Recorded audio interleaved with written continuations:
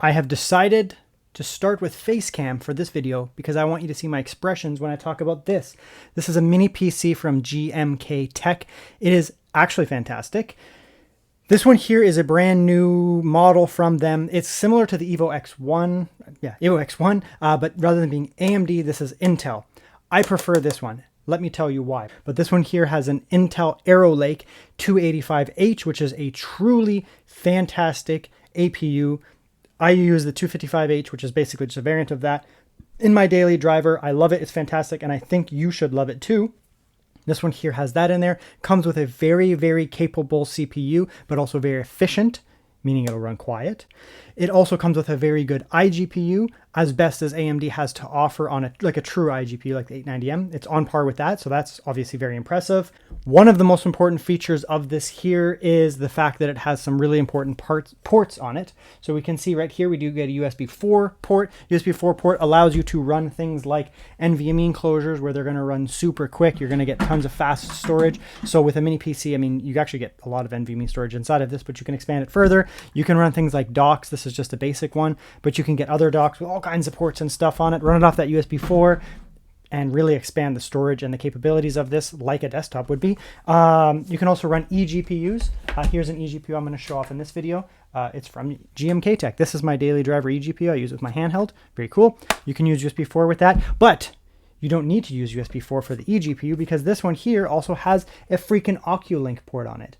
If you know my channel, you know that I've been covering Oculink stuff quite a bit because I use it as a daily driver. This is my laptop. Unrelated to this video directly, but this laptop is what I use as a daily driver, and it has an Oculink port on it. See that there? My daily driver handheld. Where's my daily driver handheld? Oh, it's in the living room because I was playing last night. It also has an Oculink port, and I hook this mini eGPU up to my laptop and especially up to my handheld with the Oculink port right there. Looking at the GMK website here, we have a bunch of options. Bare bones, 64 gigabytes RAM with 1 TB, 64 gigabytes RAM, 2 TB, 96 gigabytes of RAM, that's a lot, 2 TB. Multiple regions, of course, looks like they are on sale. Today they did send me a 64 gigabyte system. RAM prices are going up. I mean, it's your choice. This is actually not a bad price for an upgrade. SSD and the 64 gigabytes of RAM prices are going up very fast for RAM, just so you know, just be aware of that. This is their own website. I will put some links to this in the video description. Of course, I can find it maybe on AliExpress. I'll put some to there as well. We can see here we have very good port selection for outputs or video outputs. We have lots of other goodies as well. Dual fan cooling right here. It does leverage the Intel Arc 140T, which is fantastic. I use it in my daily driver laptop. It's going to be an upper tier iGPU for gaming, so basically on par with the best gaming handhelds that have true iGPUs. And of course, it's going to be very good for professional work as well. The CPU, if we can see here, there it is, Intel Core Ultra 9 285H. Best CPU on the market right now. It's fantastic. I use the 255H, which is just a variant of it with a lower idle TDP basically, but I absolutely love the CPU. It's amazing that they put it into this handheld. And of course, as I mentioned in the intro, we do have access to the Oculink port, which does allow us to get much more bandwidth. You can see here in this image, Oculink does give 64 gigabytes per second, 95% plus minus. I've tested that, and that's pretty much accurate, I would say. Thunderbolt 4 is still good, USB 4 is still good, but 40 gigabits per second, you're going to be getting, generally speaking, less speed. So overall, you do have access to Thunderbolt. If you have an eGPU, you can use that, but considering it has Oculink, it's just really going to push this thing forward. Okay, so you can set this up multiple ways. It does have the feet on the bottom, right? So you could just set it vertically like that. Depending on how your setup is, that's how I think a lot of people would probably set it up. But I am going to just set it right under the monitor here because it looks clean and dope. Mainly also because I have this, I like to set mini PCs under here. It's just how I like to have them set up. And the height here is actually good for me. This is the eGPU I'm going to be testing in this video with that. It's also a GMK. Yeah, so that's that there. Tons of wires back there because I've just been screwing around with videos all day. That's just how it is when you're that kind of YouTuber. Let's face that down slightly. This is my product highlight light. I don't actually use it other than to shine light on the product that I am currently reviewing. Okay, let's get inside. Looks to be essentially the same as the previous GMK. Getting inside should be relatively easy. That one can come off, it doesn't need to. Like that. Yeah, that's a metal piece. I like the color, this kind of bronze, like a light bronze. Has a little bit of a warm tone to it. So that's the auxiliary fan there. Sorry, that's the primary fan, the CPU, APU fan. This is the auxiliary fan to cool the internal components. There's extra components in there. Very cool. Okay, that just comes off. Now again, that's the auxiliary fan. That there is to cool internal components. It's just going to blow air in here, and that's going to cool, RAM and SSDs, that kind of stuff. Very cool. The actual CPU fan and APU fan is under there. So this looks to be a, I guess that's a 100mm fan, 120 would be like that. So I mean, you can actually swap this if you find this. I don't find this fan super annoying or anything. It doesn't make any like whirring noises or whining noises or anything like that. But you could swap this if you wanted, change it for something else. If you had got like some really expensive Noctua or something that was like, ooh, it's so quiet. You could certainly swap that if need be. Your choice. Inside here, as you can see, they ship it with, you can get this bare bones, but this one here is 64 gigabytes. I'm going to put this video up probably like the 1st or 2nd or 3rd of November. It's like the last day of October right now. And if you know what's going on, RAM prices are absolutely astronomically surging right now. They are surging due to AI. This is an AI PC. It's one of the things it's marketed as, but I'm not talking about this kind of AI. I'm talking about data centers, big mega data centers. The opposite of what this is. This is where you do AI on your own PC. AI data centers for like, running nonsense online. They're sucking up all the RAM, and it's getting very expensive. Very, very, very, very, very, very expensive. And all these companies, it's not their fault. It's not these guys' fault. They're gonna have to increase price. It's not even like this uses ADATA RAM. It's not even their fault. They have to buy these modules off of places and put it in. So I highly recommend, if you're going to buy this and you're thinking about buying it, don't wait. This is a rare case. I don't normally do this. I don't normally say buy now. I tell people, just buy whenever. You should buy now, because prices of things like RAM are going to go up, and that's going to drive up the price of this whole system. Of course, if you get it bare bones, not as much of an impact, but the RAM here, they ship this with 64 gigabytes of RAM. These modules have surged in price. I've seen them go up by about 4 times in price, like 4 times what they cost a month ago. That's how much they cost now. And it will eventually affect SSDs as well. Maybe not as much, but I mean, these data centers are sucking up all these chips. So that's just the way that it is. So just be aware of that. Inside looks pretty good, just like the other one. You get your NVMe here, P3 Plus, crucial, good name brand. ADATA. If you don't know what ADATA, it's good name brand RAM as well. Very good. They'll be dual-sided modules. They'll run cool enough because you have a cooling fan. Like you have a dedicated fan blowing in here. These don't even feel cool. This system's been on for about an hour and a half, 2 hours. I've just been doing like preliminary. I always test before I open them to get preliminary Cinebench and all that kind of stuff, just to see how they run, because I mess around with stuff. And these feel cool to the hand, like room temperature. So that obviously works. And then of course you do have your Wi-Fi module under there, upgradable. Those are connected to the outside. Very good. Now I'm going to take out the motherboard. You don't need to do this at all. It runs cool and it runs quiet. It runs actually very cool. I took some video clips, and yeah, this thing, it doesn't even get within the realm of throttling, like not even close. So you really don't need to do this. From stock, it's good, but I'm going to, because it's what I do. So let's have a look under here.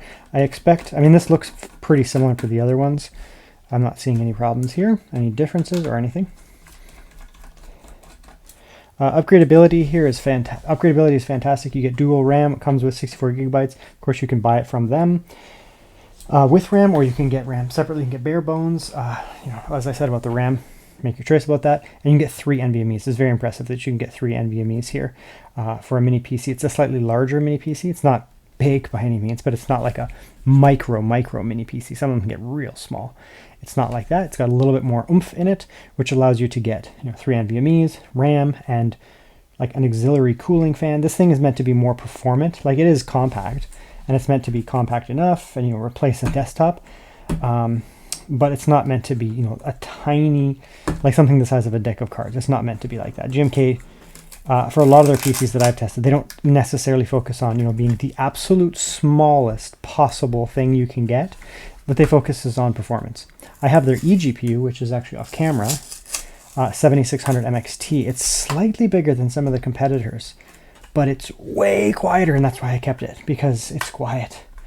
It's quiet and it runs cool. It doesn't drive me crazy. Whereas a lot of eGPUs can drive me crazy. GMK here, they know what they're doing and they want things to run performant. They want it to be sleek enough and look good, but for them it's very obvious that they focus very heavily on performance. That's just what they care about, which is as it should be, to be honest, as it should be. So that's the fan there. You get a nice, massive, thick fan. We're looking at maybe 13 millimeters, something like that, that way. Yeah, 13, 14 millimeters that way. Big, massive piece of metal there. You have a little vapor chamber thing under there, but a big piece of metal for the radiator. Let's pull this off. Again, you do not, I'm going to say this again, you do not have to do this. I'm just doing it for the video. Okay, so as you can see here, they're using a paste. Again, I had no thermal issues whatsoever. So even though they're using a paste, it wasn't even remotely close to throttling. So I don't have a problem with it because it runs cool. And it does have a vapor chamber. Isn't that cool? It's a cute little vapor chamber. Keep it nice and cool. And then you have a big... so let's go like that there. Let's bring that up. Okay. We can turn that off. We're not highlighting the product. So I've just been messing about here, just kind of testing it out. Obviously the scores are quite good in Cinebench, 18,627. This CPU can sometimes do ever so slightly more, but it just gets louder. So like you could put this in a gaming laptop, this CPU in a gaming laptop, the 285H, and like I have one right now with that, and mine actually does a touch higher, like about 19,500, which in real world means nothing, but it also runs at significantly higher watts, and it's also loud, whereas this thing is not. So you can see there we're getting a really good score, 18,627. The idle watts here are very good, right? Around 10-ish watts, not even, which makes sense. It's a 285H. I have this in a laptop, and the laptop idles about the same, maybe slightly higher on the laptop because it's got like a screen in that. Again, this has double fan. It's essentially silent.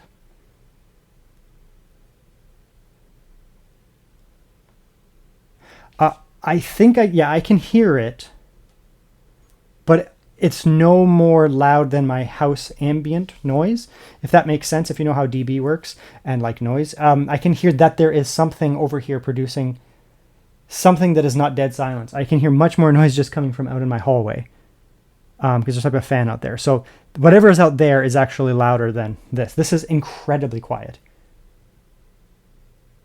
Yeah, it's really well done.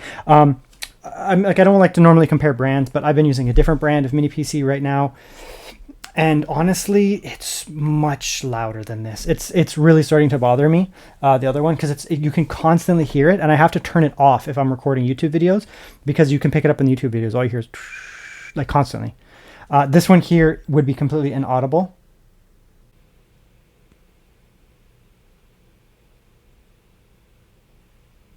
Look at that. Yeah, it's very quiet, obviously. It's very, very quiet. Wattages here, like it's not going to struggle to maintain those watts there. The 285H is capable of doing like a boost process, where, it'll immediately boost to like 100 and then it'll drop back down. GMK has done the right thing, in my opinion, and they have eliminated that. It might chop off the tiniest, it might chop off the tiniest little bit of performance, in a synthetic benchmark for that first few seconds. But what it's going to prevent doing is the fan going and then cooling down and then, running hot the whole time. So it's just a nice static 55. Yeah, so I've just been running this for, I don't know, 2.5 minutes, something like that. FedEx came and delivered a laptop, and I just let it run because I was like, let's see what happens. So the wattage here, they don't change. There's zero throttling whatsoever, so you're never going to get any throttling. You're never going to get any performance loss. Again, I did run there right now. It has the PTM. I did run this before changing the thermal solution last night just to see if there's any difference. I don't think it runs any cooler. Maybe, I don't know. It's basically the same, and the performance is literally identical because it wasn't even close to throttling. So it doesn't make a difference. So just leave it stock. Honestly, don't even play with it. 17,000 here with hardware info up. Okay, so the next thing I'm going to do here is I'm going to go through these power modes. There's quiet, balanced, performance. It came with balanced. I'm just curious to see what it does, specifically more for wattages. for the CPU itself, but I'm also going to be testing the iGPU here for gaming, and I just want to see if it allocates more watts. Yeah, so I changed this power mode to performance from balance. Let's try that first. If that doesn't work or doesn't do anything, then we can come back and we can set that power limit, that TCP power limit, or whatever it was, from 45 to 55, just see if it makes a difference. I don't know, but we'll just try that like built-in performance where we went from balanced to performance and just see if it does anything. It might have actually made a huge difference, to be honest.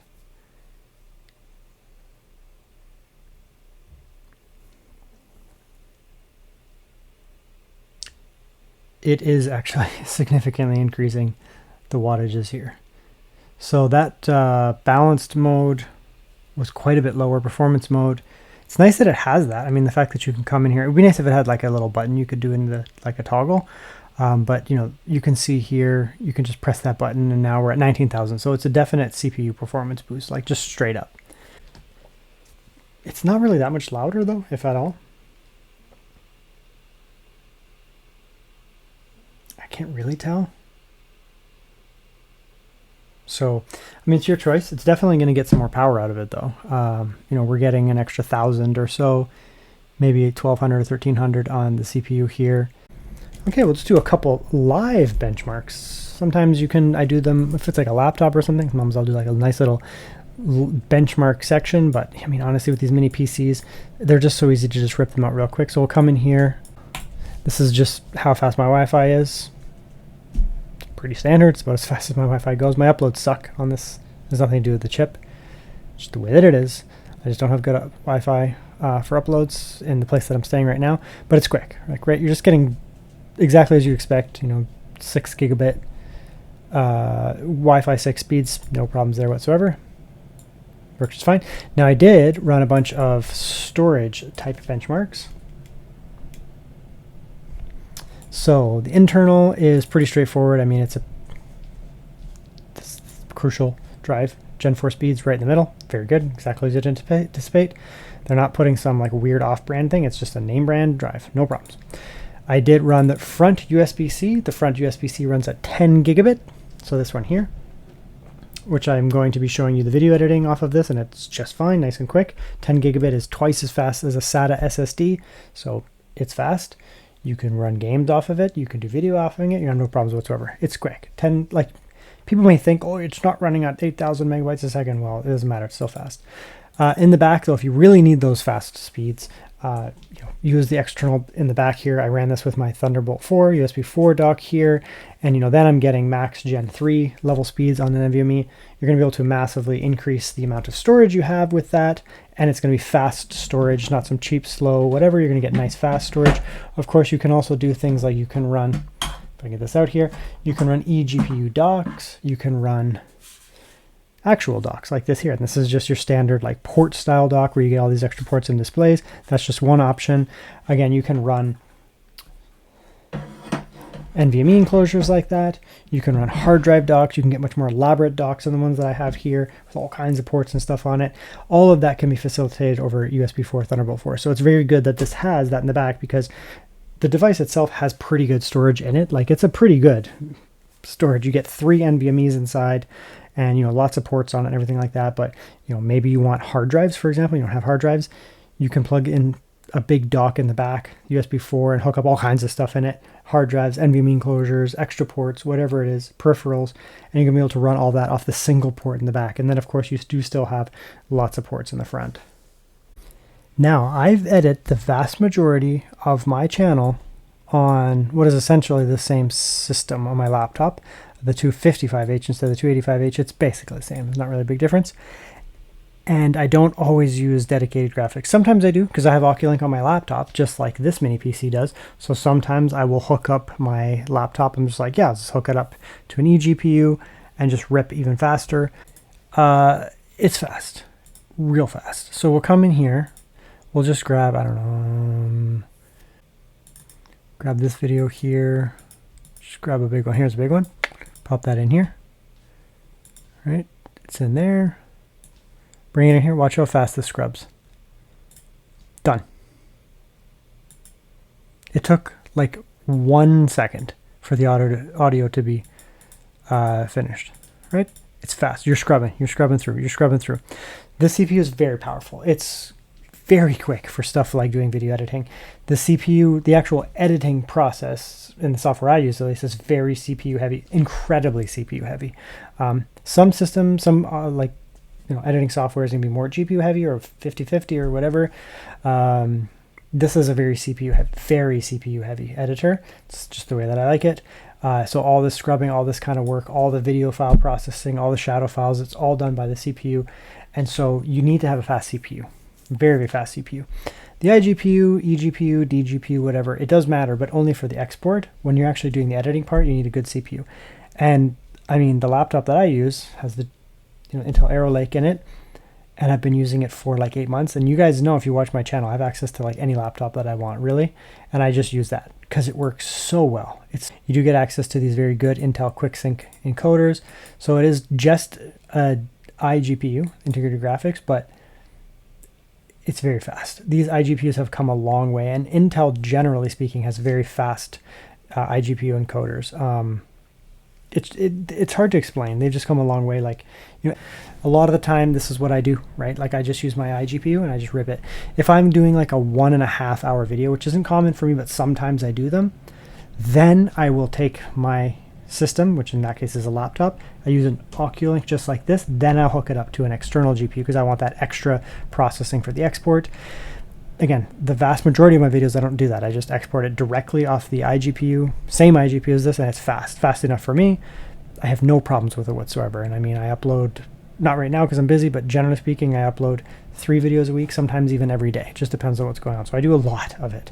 But sometimes you need to leverage an eGPU external. So let me just show you that now.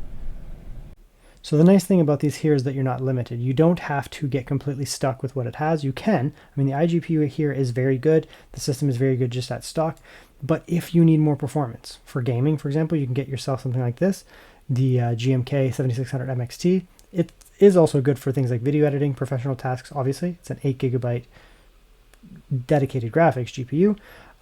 Or you can step it up even further and get yourself like an external dock of some kind. Get yourself a 5070, get yourself a 5070 Ti, get yourself a 9070 XT, whatever it is that you want. It's your choice, whatever it is that you want, and increase performance even more. Take these systems like this from GMK that have these Oculink ports in them and really push them to the next level. And the nice thing is the CPU in here is very capable, so it's going to have no problem driving some pretty serious GPUs in video type work, and of course even gaming. Okay, so now let's play another game. This is a more reasonable game. I mean, Borderlands is pretty hard to run, but what we'll do is we'll come in here and we'll play some Hogwarts, and we're really going to see this iGPU thing here. Okay, so here are reasonable settings. This is how I do it. I usually throw it on low, but I do turn up materials and textures. You could, on this GPU, you can turn everything up to medium if you feel like it, but I just think that looks good. You get a little bit of a performance boost, but you still get nice textures in that. Settings, you can play with it as you want. I mean, it's XeSS, sure. This has native XeSS hardware support, by the way.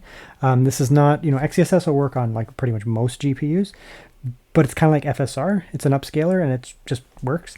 And it looks better than FSR, but Intel, not only do you get XeSS and it looks better than FSR, but it also performs better. So XeSS works better on XeSS supporting hardware. This Intel CPU, iGPU, has native hardware level XeSS support. So not only does you get the same, look more or less as using a different thing, but you actually get better performance as well. Now this is a 4K screen, so we're also like downscaling in that. So don't worry about it looking weird. It's just not the best resolution to do this right now. I'm going from 4K down to 1080p. Right, so might get some tearing and some weird like artifacting, that kind of stuff. Because again, this is a 4K screen, not a 1080p screen. Yeah, but I mean, right, good performance, right? If you have a handheld with like, a Lunar Lake chip or something like that, you're gonna get somewhere around the same performance here. This is not all low, everything's not cranked all the way down. It's gonna give you pretty good performance here, right, on this iGPU. Right, not bad. You're going to be able to play modern 2025, 2024, 2026 games. Stuff that's the most demanding, you're probably going to be shooting for like a 30-35 type thing or more scaling. Older games, yeah, you'll have no problems playing with really respectable settings. Okay, so now what I'm going to do is I'm going to beef things up to the absolute uber maximum power. So we're going to turn the system off. This is an eGPU. Let me pull this in here. This is a GMK eGPU. Now there's a couple ways you could use this. This here has a 7600 MXT inside of it. If you don't know AMD and you're like, I'm an NVIDIA guy, it will sit slightly above a RTX 4060. Probably, I don't think it's quite as fast as a 4070, but it might be nowadays. But it's definitely faster than 4060 because I've tested that. So what this has here is it has Oculink and USB 4. This is not related to this product, but it's the same brand, and this is my daily driver, eGPU. So you can use USB 4. You can plug this into the this GMK here, over USB 4 in the back because it has that, and then all of a sudden you have access to this GPU. The iGPU here is not going to be used anymore, just the CPU, and then you have this GPU. You can do that. It's plug and play. It's hot swappable with the USB 4. I do it all the time on my handhelds, laptops. It works just great. But when you use USB 4, like let's say this here has 100% performance at 100 FPS. If you use USB 4, you do lose a little bit of performance. It's not staggering. It's not going to make it like a foundationally bad product and no longer worth using, but you do lose some performance. On the contrary, if you use this here, the Oculink port right here, you will get significantly better performance out of the DGPU than the iGPU, and you're not going to lose as much, potentially you're not going to lose as much as if you were using USB 4. It's not that big of a deal. That's more of an issue if you're using an internal screen. So what you do here is you plug this in. You do have to turn off the system if you use Oculink. If you just use the USB 4, you don't have to restart the system, you just plug it in, and it'll do a hot swappy type thing. So here what we're going to do, we're going to plug this in here. We're going to take this here. We're going to plug that in. Okay, so here we are here. We're outputting over this, not the eGPU yet. In theory, it should detect it. It might not know what it is, but it's going to be like, you have something. Windows, usually I'll just find it before I can even finish this part here. But you can see, it doesn't see it there. But Windows knows, ooh, something's in there. We got a PCI-based thing. So what I do is I come in here, go AMD drivers. You don't have to do anything in here. You can just go auto. Let that download. You run that. AMD software. Okay, so I just rebooted. I'm plugged into here, not here. And we can see now we're going with an iGPU. Now here's where things get real serious, right? So we have gone from a CPU, very powerful 285H CPU with a good iGPU, 140T, but it's not like a beast gaming GPU. I mean, it's good. It's one of the best iGPUs you can get on the market, if not the best right now, technically, if you don't consider the 8060S. But I mean, it's still an iGPU. But now we have a 7600 MXT. Okay, so now we're back with the eGPU, hooked up to the eGPU, but we're at 1440p. So we're not at 1080p anymore, we're at 1440p. We do have some scaling, so everything else is the same. So we just used the same amount of scaling and the same settings, but we're at 1440p. So I increased the resolution. So, I mean, we're going with approximately double the amount of FPS, but we're also at a significantly higher resolution.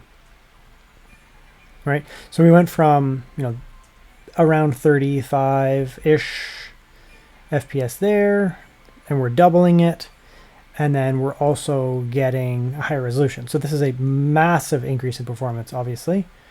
It's still a good iGPU, like I said. The 140T is still no slouch. It is very performant, but I mean, we're getting more than double the performance because we're doubling the FPS and we're increasing resolution. Now we can also do things because, I mean, we can offload some stuff onto the GPU more. Right, this is not a weak GPU, so we can go. Let's just go on medium, for example. Right, it shouldn't have a huge impact on performance here, really.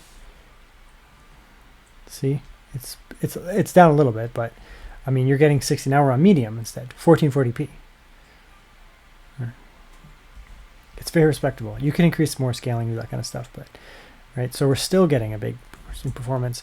You don't want to go, I don't think you could really do like ultra or anything like that, but you could certainly, play with some of these stuff. You could come in here and go materials up to high, something like that. So this is a medium high mix now, all of a sudden.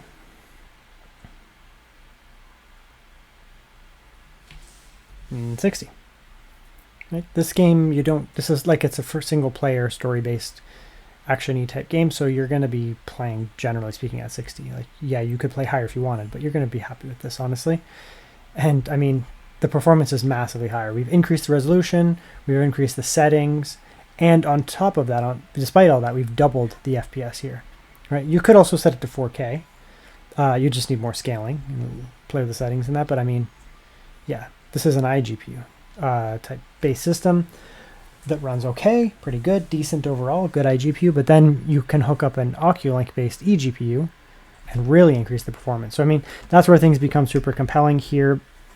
The device itself is fantastic, right? But you can hook up an eGPU and push it even further. Okay, notice how I'm now on the other side. Not because I need to, but because there's a GPU over there. This is just a 5070. I mean, I say just a 5070, it's still a good GPU. I have a 5070 Ti, but it's in a desktop down on the floor that I'm working on. I just don't feel like putting it in. That's a 5070 Ti right there, but I'm just messing around with that desktop right now, so I'm not going to take it out. But that's my primary GPU. For now, the 5070 will do. Let's just grab a video like this here. I don't know how long this is, but let's see. Put that in here, right? Pull that in. It's not very long, it's just like an 11-minute video, whatever. But you know, 4K 60, 11-minute video, whatever.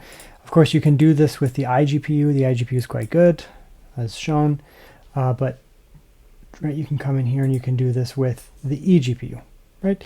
The eGPU, of course, is going to be faster. Obviously, you're going to get dedicated encoders. So we can do a 4K 60 here, like that. And now we can leverage the NVIDIA graphics here, NVIDIA NVEC. Of course, if you use this one here, you can use the AMD. So you can do Intel-based encoding, which is very fast, AMD, which is also very fast, or NVIDIA, which is also very fast. It's just that this is the most powerful GPU out of the bunch. So then you can, encode like this, right? So you can come in here and you can encode using the NVIDIA GPU. It's going to be obviously a lot faster. 5070. 5070 here, like the base 5070, has a single encoder. So you have one NVMe.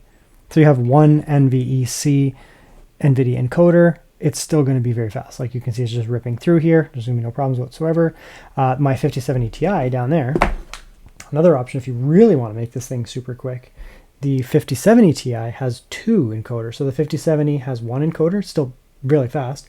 This has two encoders. So if you get a 5070 Ti, 58 or 5090, you're going to get more encoders. 5070 Ti is probably the sweet spot because you double the number of NVIDIA encoders and you're able to, make this thing real fast. Real fast.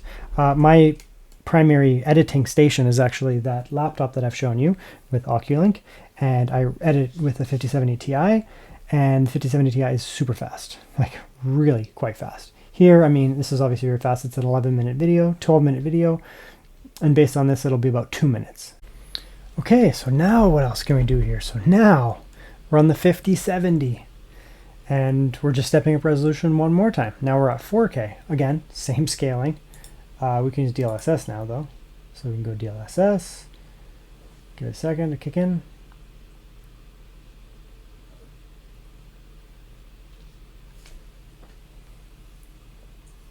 Okay, DLSS balance, just the same amount, basically. Same settings, the medium high, but we're at 4K now. So we're just gradually increasing our performance here. So 4K is probably going to be a bit much for 5070. It's not really a 4K GPU, but you can certainly play. You can see how static the performance is here, right? It's not like you're getting bad performance overall. You're not able to maintain 60 in Hogsmeade, but still 45. Again, it's a 5070, not a 5070 Ti. I usually use a 5070 Ti, and you could easily get 60 in there. But this is a 5070. But again, we're at 4K. And we're getting even better performance. Now, of course, the 5070 is not a monster. It's a good GPU, but it's not a monster. You could add a 5070 Ti to this thing here, and yeah, the 285H can easily drive a 5070 Ti 4K.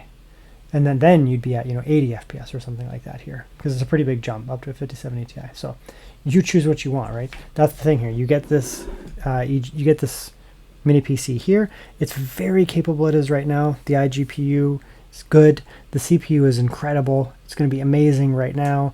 And then, maybe in a few years down the road, you're like, all right, well, it's starting to show its age a little bit. I don't think it's going to keep up anymore. I'll just attach an Oculink GPU to it. And then all of a sudden, you have whatever performance you want. The CPU, the 285H, is not going to go and be slow like at all for a very long time. It's a very good CPU. It's a Halo level Arrow Lake SKU. So, it's going to be years before this CPU is not able to keep up with, external devices and that. So, fantastic. Conclusion time. Okay, so what do I think about the GMKtec? Negatives. I don't really know what's a negative. It's not the cheapest mini PC around, but it's actually a very fair price for what you're getting. You're getting a very capable CPU, very capable of this, very capable of that, all the benefits of it. I want to spoil the benefits part. So the price is justified. But, it's not as cheap as like a $20, $100 mini PC. So that's that. I don't see any other negatives. I don't see any other negatives at all, which is crazy. I guess it's slightly bigger. Yeah, there's one. I was trying to find one. This is just like brand whatever. There's lots of brands around. Even GMKtec, they make other mini PCs. Here's like, they call this like a micro mini PC where it's super small. But this thing is still super small, right? Like it's still super small. So you don't need something like, look how it's tiny. Like what is it? Is this the problem for you to carry around? It also doesn't weigh anything. So if you take it with you and it's a portable type thing, it's not big. If you just want a very clean, small setup, it's still not that big, but I guess that's the only thing. I guess it's a tiny bit bigger than like a micro thing, but for good reason. You get dual fan here for components, fan here for APU, so the thing runs quiet and cool. I have a major issue with these mini PCs being loud. This one does not run loud. Even when I increased the wattages and put in performance mode, it still wasn't loud. So it runs very quiet and incredibly cool. That's important for me. As a result, you also get expandable SSD storage, 3 of them. You get 3 NVMe's inside of there. That's awesome. Like you can put in 8 terabyte, 8 terabyte, and 8 terabyte, get 24 gigabytes of storage. That's a ton inside. Of course, RAM and all that's upgradable as well. It's just a little bit more spacious.